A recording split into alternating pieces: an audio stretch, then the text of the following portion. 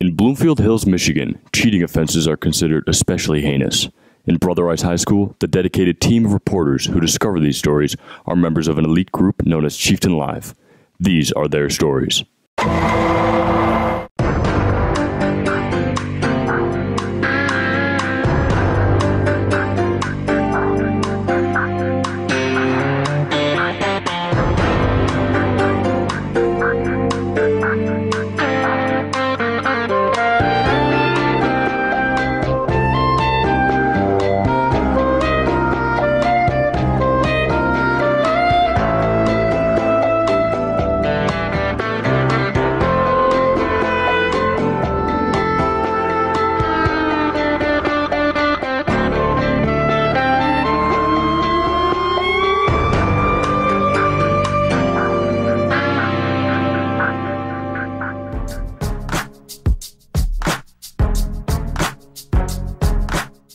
Hello everybody, and welcome back to Chieftain Live.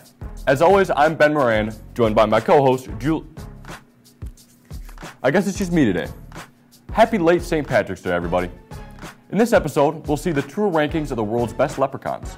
Anthony Calcaterra will bring us an oh-so-joyful St. Paddy's Day scavenger hunt. Kieran McDonald will go undercover to see why the upperclassmen were denied an opportunity to preview this year's fall play.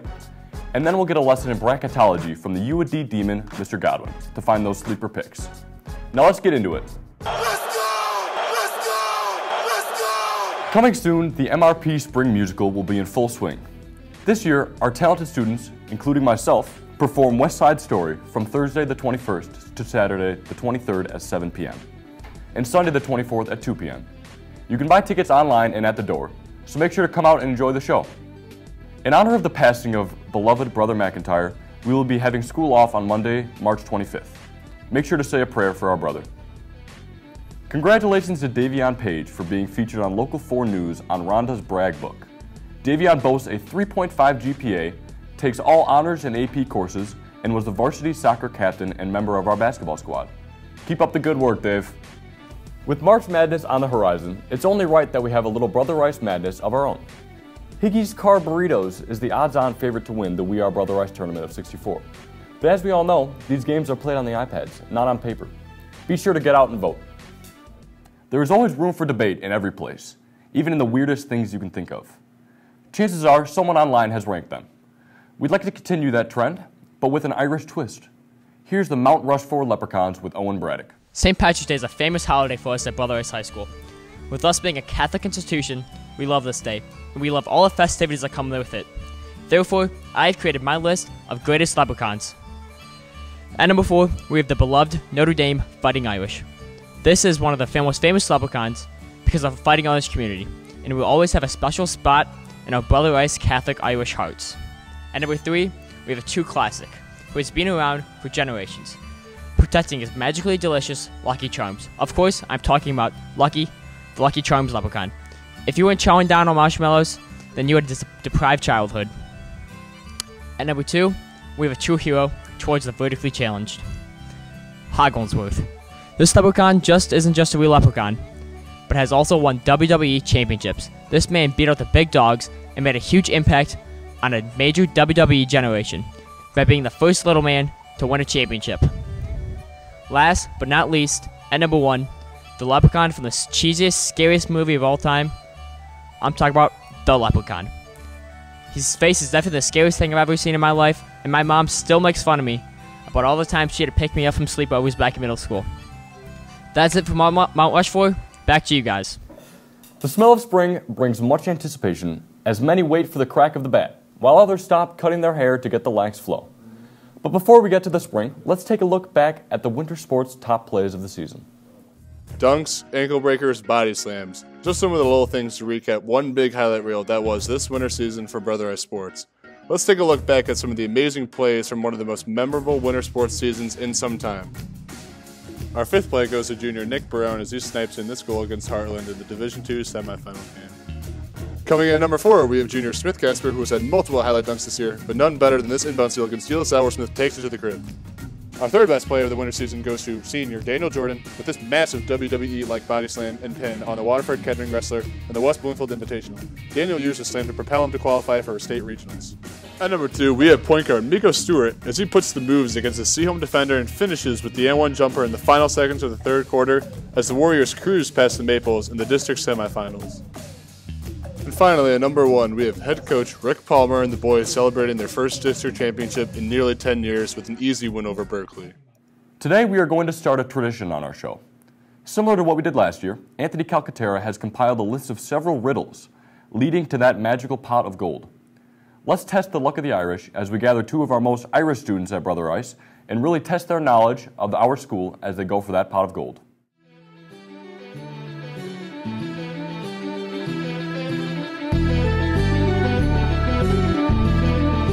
Not a Milk Monday, not a 20 out of 20, but when you want to relay, Mr. Hickey, relax, Mr. Hickey will take you here.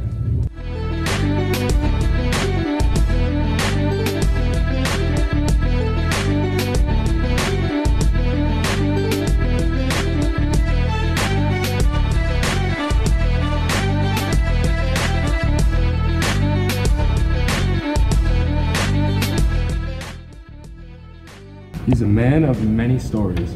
You may never know which is true, but the next clue is where he never moves.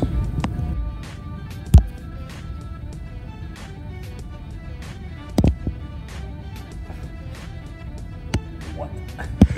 It's the original. People can smell this place from a mile away, but isn't in a good way. Locker room? Smelly locker room.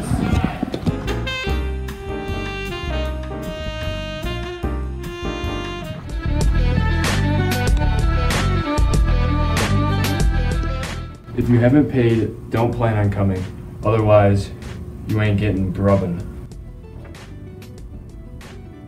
Do you not know how to read? Cafeteria.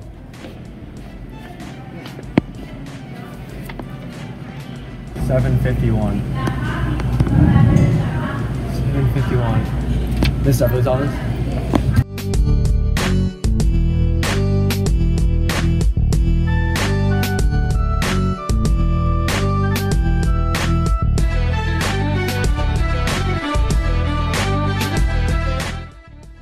This is a place of great wonders, where you journey if you have to go in a hurry.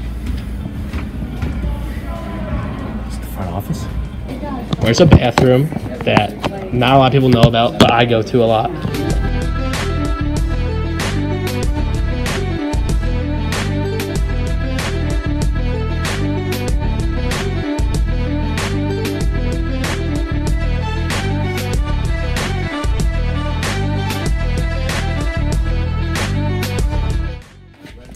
Yeah. This is sick. Ah, the Ides of March. Buzzer beaters, dunks, clutch plays, and the death of a notorious emperor are all mandatory in March Madness. This episode, we've kept up with lots of tradition. And now joining us to fill out his own March Madness bracket is the dean himself, Mr. Godwin. Mr. Godwin, welcome to the show. Thanks for being here. I appreciate you guys having me. Mr. Godwin. So let's start off with the Sweet 16 for the East. Absolutely.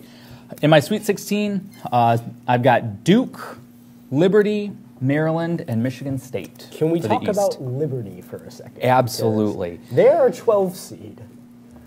They are, indeed. Uh-huh. And you know what? As Patrick Henry said, give me liberty or give me death. So what about the West?